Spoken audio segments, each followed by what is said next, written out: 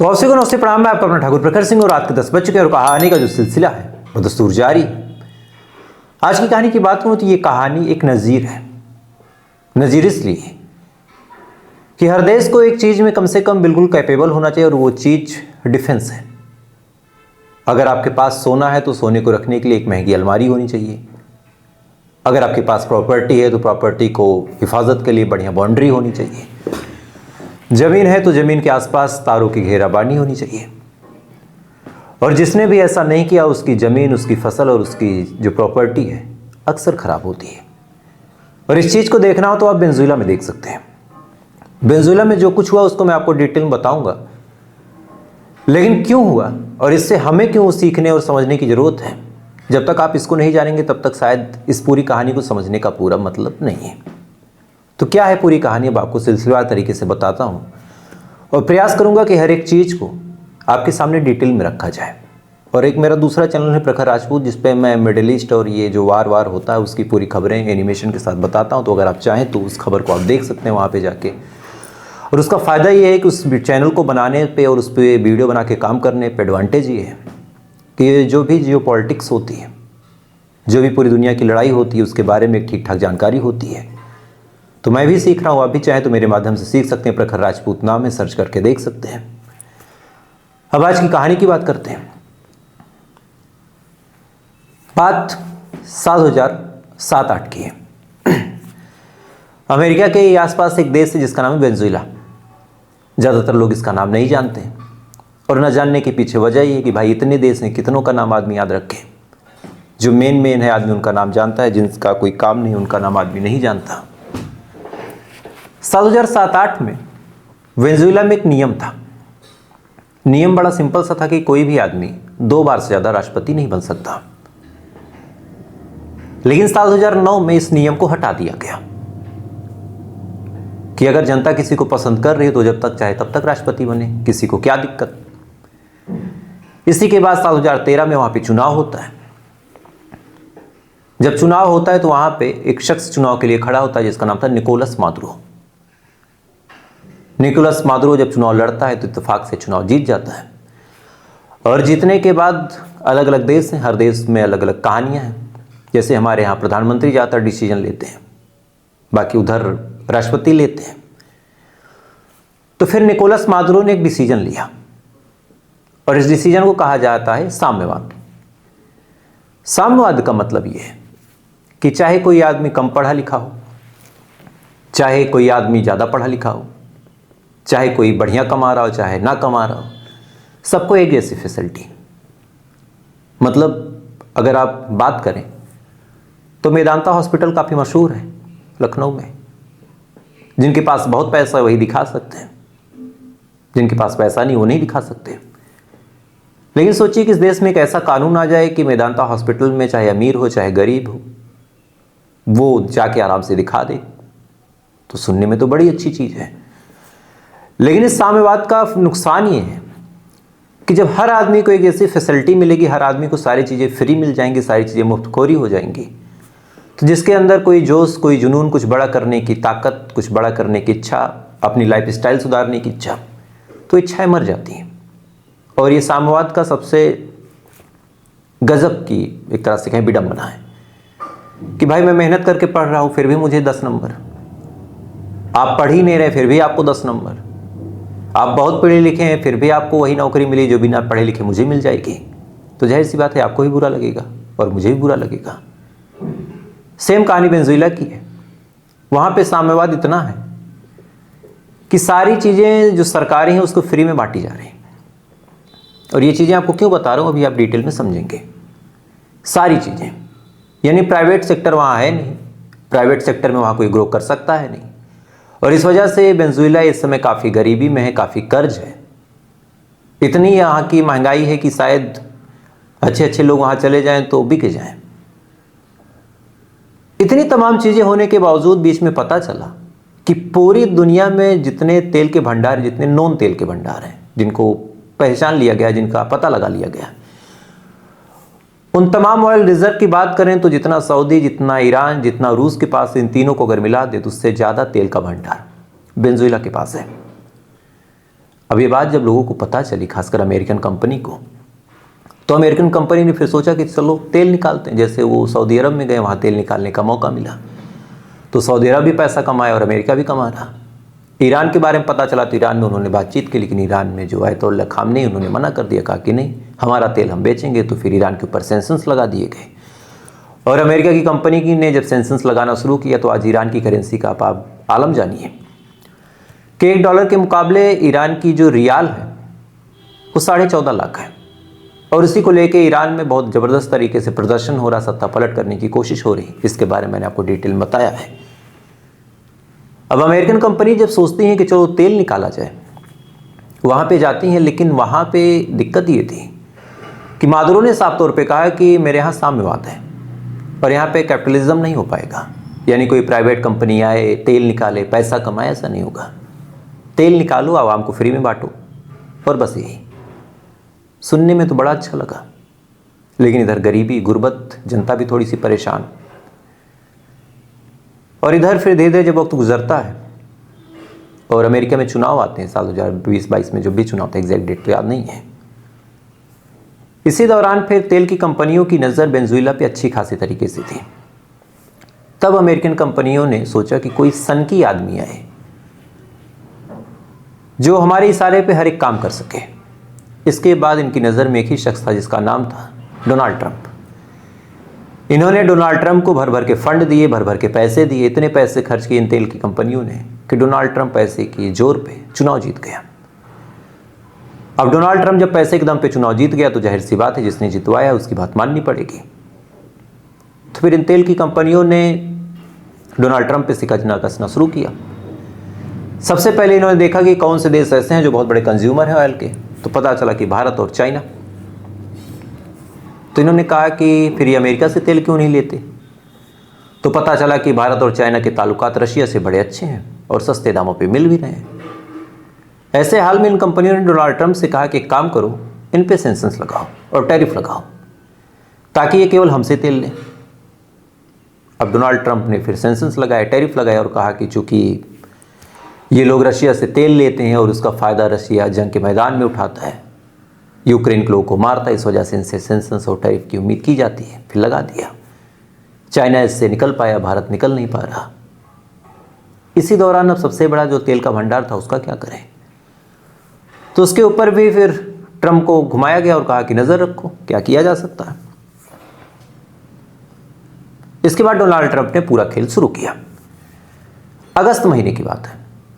Donald Trump का पहला बयान तब निकल के सामने आया और अगस्त के महीने में डोनाल्ड ट्रंप ने कहा कि वेनेजुएला के जो राष्ट्रपति हैं निकोलस मादुरो और उनकी जो पत्नी है सिलिया एडेला और निकोलस मादुरो ने ड्रग्स सप्लाई करना शुरू किया और ये ड्रग्स अमेरिका में बेचते हैं, जिससे अमेरिका की जो यूथ है वो ड्रग्स कंज्यूम करती है और बर्बाद हो रही है। इस वजह से ये दोनों क्रिमिनल हैं। पहला बयान दिया। साथ ही फिर अपने कोर्ट में मुकदमा चलवा के निकोलस मादुरो और सिलिया एडेला के ऊपर अरेस्ट वारंट जारी करवा दिया। अब आप सोच के देखिए कि निकोलस मादुरो एक देश के राष्ट्रपति हैं, वो भी जनता द्वारा चुने हुए राष्ट्रपति हैं, फिर भी इन्होंने मुकदमा चला के अपने यहाँ पे उनको क्रिमिनल घोषित कर दिया। ये बात जब वेनेजुएला को पता चली तो वेनेजुएला के राष्ट्रपति भी भड़क गए। उन्होंने कहा कि इनकी इतनी हिम्मत, उन्होंने भी उल्टा सीधा बोलना चालू कर दिया। अमेरिका मन में मुस्कुराता रहा। मुस्कुराने के बाद फिर और प्लान बना और सेंक्शंस और टैरिफ वेनेजुएला पे लगाए जाने शुरू हुए। बीच में फिर अमेरिका ने यह भी कहना शुरू कर दिया कि जो निकोलस मादुरो हैं वो कभी चुनाव जीते ही नहीं, वो तो तानाशाह हैं, डिक्टेटरशिप करते हैं और इनको उखाड़ के फेंकना होगा। ये जुबानी जंग करके डोनाल्ड ट्रंप धीरे धीरे माहौल बना रहे थे और पूरी दुनिया को ये बता रहे थे कि हम वेनेजुएला पे कभी भी हमला कर सकते हैं। वक्त बीतता चला गया, 3-4 महीने और बीते, दिसंबर साल 2025 आया और इसी दौरान फिर प्लान बना कि अब हमला करना है, क्योंकि ये हमको तेल अपने यहाँ से निकालने नहीं देगा और तेल निकालने नहीं देगा तो फिर फ़ायदा हमारा नहीं होगा। डोनाल्ड ट्रंप ने बातचीत की अपने सिक्योरिटी एजेंसीज से कि कैसे क्या किया जाए। तो उन्होंने कहा कि करना क्या है, रात में जाते हैं, उठा लाते हैं निकोलस मादुरो को, बवाली ख़त्म, फिर वहाँ पे हम बातचीत करके अपने हिसाब की सरकार बैठा देंगे। अब ये बात जब डोनाल्ड ट्रंप ने सुनी तो कहा ठीक है करो, लेकिन अब करें कैसे। तो उसके लिए बाकायदा पूरी प्लानिंग शुरू हुई। धीरे धीरे करके अमेरिका ने जितने जहाज, जितने समुद्री जहाज, ये तमाम चीज़ें जाती थी, उन पे पाबंदियां लगानी शुरू की और कहा कि पाबंदी लगाओ और ये वेनेजुएला न जाने पाए। पाबंदी लगाई गई। कौन जाएगा वो अमेरिका के खिलाफ।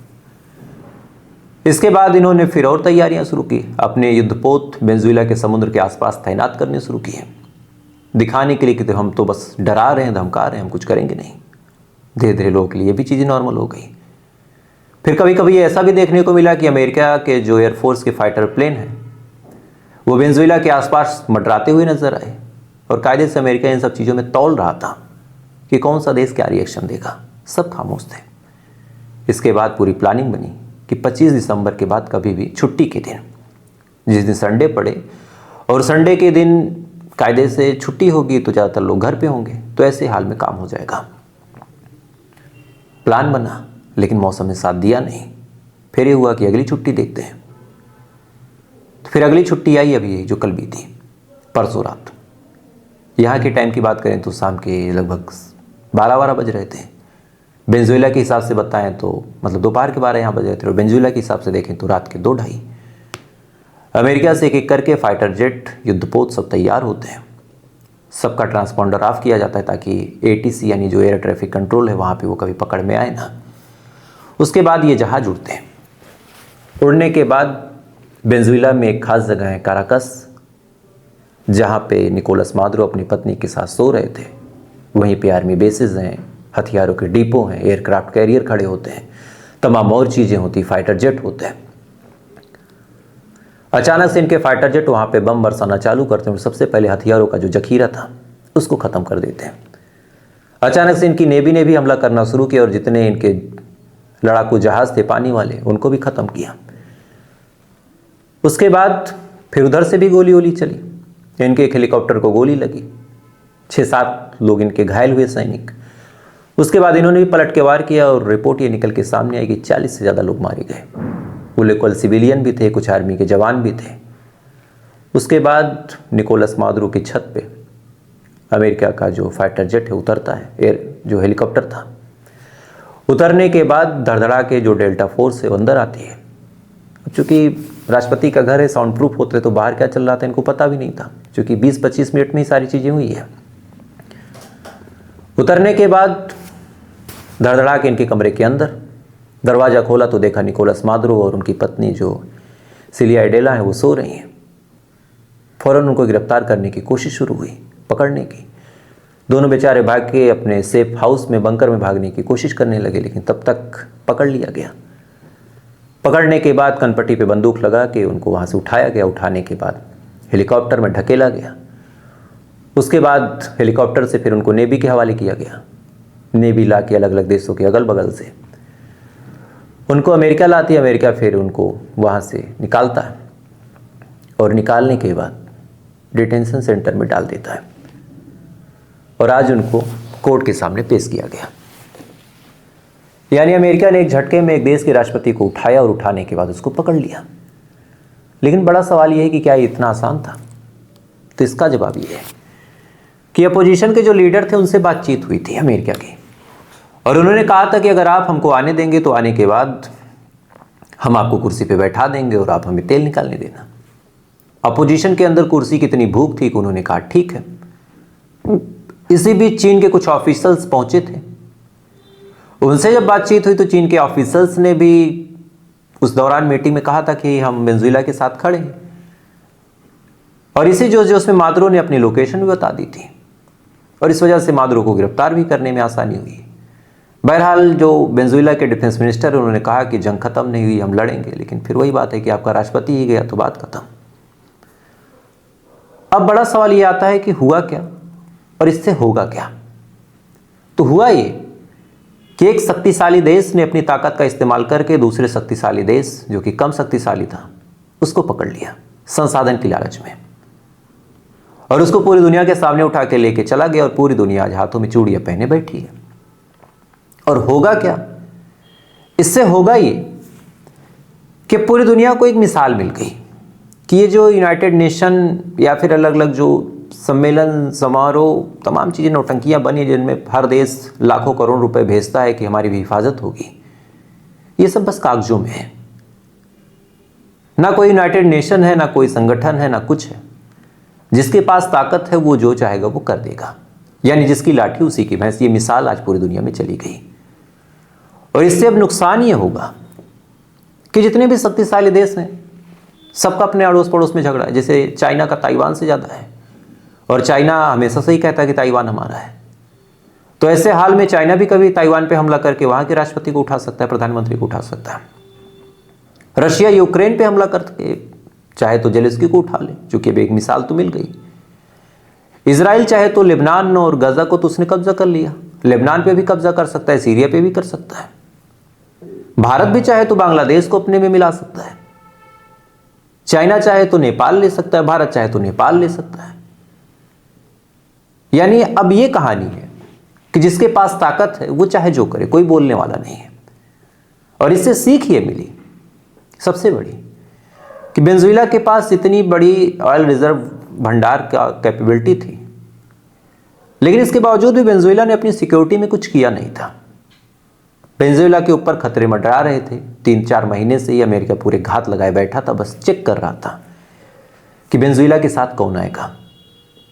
वेनेजुएला के राष्ट्रपति निकोलस मादुरो अगर शायद अपनी जिद छोड़ देते या तो अमेरिकन कंपनी को एंट्री दे देते, और मान लीजिए इनको अमेरिकन कंपनी को एंट्री नहीं देना था तो रशिया और चाइना की कंपनी को दे देते, तो शायद ये दोनों सिक्योरिटी की जिम्मेदारी संभाल लेते। लेकिन बस वही बात है कि भाई बिना फ़ायदे के हम आपकी लड़ाई में क्यों पड़े। अगर आपसे हमें कोई फ़ायदा ही नहीं मिलने वाला तो हम क्यों परेशान हो। और अगर फ़ायदा मिलता तो शायद चाइना भी बीच में कुछ करता, रशिया भी करता, तो ऐसे हाल में कुछ करने कराने की नौबत ही नहीं आती। अगर रशियन तेल की फैक्ट्रियाँ वहाँ पे लगी होती तो अमेरिका में इतनी हिम्मत नहीं है कि वो रशिया की ऑयल फैक्ट्री पे हमला कर दें। बहरहाल अब साफ तौर पे डोनाल्ड ट्रंप ने ये बात बोल दी कि वेनेजुएला देश पे अब हमारा कब्जा है और यहाँ की तेल पे हमारी मौजूदगी रहेगी और यहाँ से हम तेल निकालेंगे। आप सोच के देखिए कि साल 2025-26 में जहाँ देश एक दूसरे के साथ कॉपरेशन, प्यार मोहब्बत की चीज़ों को सुधारने में लगा है, वहाँ पे अमेरिका का ऐसा कदम बड़ा खतरनाक है। इससे एक मिसाल मिल गई कि आपके पास ताकत है, आप ले सकते हैं, और अगर आपके पास ताकत नहीं तो आप कुछ नहीं कर सकते। और दूसरी बड़ी बात यह है, अगर आपके पास कोई कीमती चीज़ है, कोई खदान है, कोई गोल्ड रिजर्व है, कोई ऑयल रिजर्व है, या फिर रेयर अर्थ मिनरल है जिसको लेके अब रशिया यूक्रेन में लड़ाई चल रही, तो ज़्यादातर लड़ाइयों में लोग हमला ज़्यादा इंटेंस इसलिए नहीं करते कि यार पूरी दुनिया क्या कहेगी, पूरी दुनिया हमें सेंसेस न ठोक दे, पूरी दुनिया हमारे खिलाफ न उतर जाए। लेकिन अमेरिका की यह कदम पूरी दुनिया को एक मैसेज दे रहा है, कुछ भी करो। और ये भारत के लिए भी बड़ी सबक की बात है, या तो आप ताकतवर बन के अपनी चीज़ों को ले लें, जो आपका पीओके है वो ले लें, ये बांग्लादेश जो बोल रहा है इसको भी निपटा दो, और या तो फिर अपना डिफेंस इतना मजबूत कर लो कि पीओके और तमाम चीज़ें आपके अंदर आ जाए और अपनी हिफाजत आप करते रहो मुस्तैदी के साथ। यहाँ पे वेनेजुएला जैसी रणनीति अब काम करेगी नहीं कि ठीक है काम चल रहा है, ज़िंदगी चल रही है। ऐसा बोलने वाले आज के टाइम में सफल नहीं होंगे।